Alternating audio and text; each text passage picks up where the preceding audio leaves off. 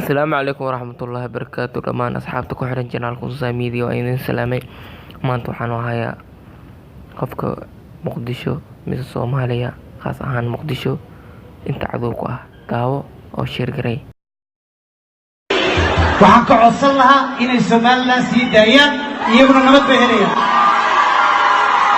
waayo hadday u ogolaadaan ictiraafkooda qaraxa iyo dhibaataduna way ka baxaysaa waa walaalahood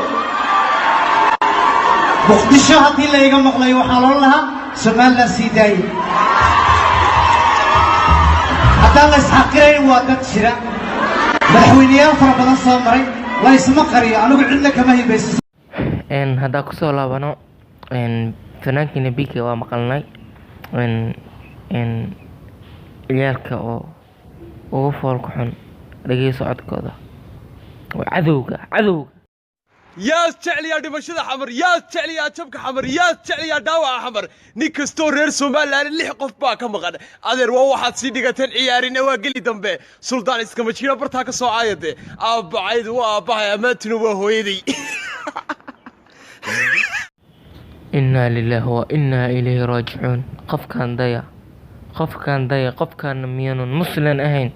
Soomaali xageeda Soomaali inta la gaarno qofka bilaadanka dhabaysan oo la qarax loo geystay miyaan Soomaali ahayn waan ka xumaa waxa iga daran afka si uu qoslaaday la yida fiiri umadeena fiiri waxa yiri loo kontumay sagaalka wuxuu nagu macsalaamiyeen maalmo murug badan.